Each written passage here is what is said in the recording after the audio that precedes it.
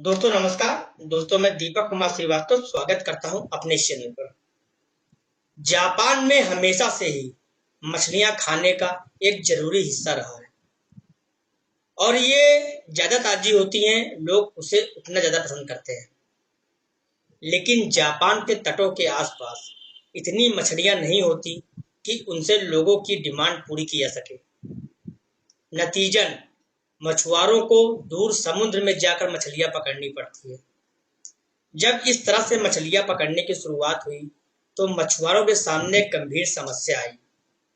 वे जितनी दूर मछली पकड़ने जाते, उन्हें लौटने में ही उतना ही अधिक समय लगता और मछलियां बाजार तक पहुंचते पहुंचते बासी हो जाती और फिर उन्हें कोई नहीं खरीदना चाहता।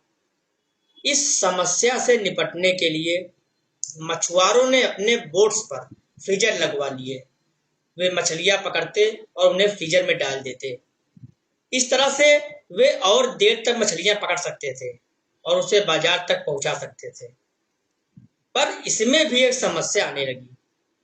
जापानी फ्रोजन फिश और फ्रेश फिश में आसानी से अंतर कर लेते और फ्रोजन मछलियों को खरीदने से कतराते।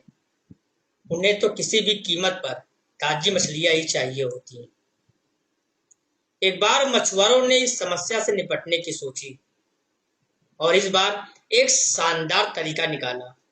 उन्होंने अपनी बड़ी-बड़ी जहाज़ों पर फिश टैंक बनवा लिए और अब वे मछलियां पकड़ते और उन्हें पानी से भरे टैंकों में डाल देते।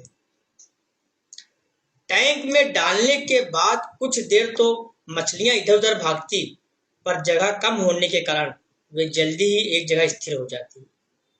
फिर जब ये मछलियां बाजार में पहुंचती, तो भले ही वे सांस ले रही होती, लेकिन उनमें वो बात नहीं होती जो आजाद घूम रही ताजी मछलियों में होती।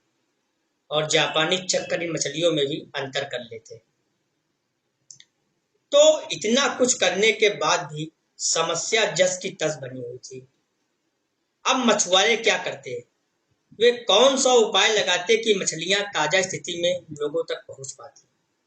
नहीं, उन्होंने कुछ नया नहीं किया। वे अभी भी मछलियां टैंक्स में रखते, पर इस बार वो हर एक टैंक में एक छोटी सी शार्क मछली भी डाल देते। शार्क कुछ मछलियों को जरूर खाती, पर ज्यादा मात्रा मछलियां बिल्कुल ताजी पहुंचती। ऐसा क्यों होता? क्योंकि शार्क बाकी मछलियों के लिए चैलेंज की तरह थी। उसकी मौजूदगी बाकी मछलियों को हमेशा भयभीत, चौकन्ना और सतर्क रखती और अपनी जान बचाने के लिए वे हमेशा अलर्ट रहती। इसलिए कई दिनों तक टैंक में रहने के बावजूद उनमें स्फूर्ति और ताजापन बना रहता। दोस्तों, आज बहुत से लोगों की जिंदगी टैंक में पड़ी उन मछलियों की तरह हो गई है जिन्हें जगाने के लिए कोई शार्क मौजूद नहीं है।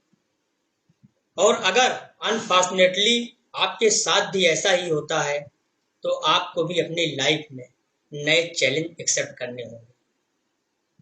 आप जिस रूटीन के आदी हो चुके हैं, उससे कुछ अलग करना होगा। आपको अपना दायरा बढ़ाना होगा और एक बार फिर जिंदगी में रोमांच और नयापन लाना होगा।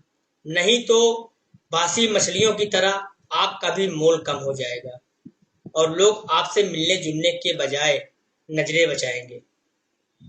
और दूसरी तरफ अगर आपकी लाइफ में चैलेंजेस हैं, बाधाएं हैं, तो उन्हें कोसिए मत। यकीन मानिए, समस्या किसी न किसी रूप में सबके जीवन में होती है। कहीं न कहीं ये आपको फ्रेश एंड लायबिलिटी बनाए रखती है। इन्हें एक्सेप्ट करिए, इन्हें ओवरकम करिए और अपने में हमेशा नई ऊर्जा और अपना तेज बनाए रखिए।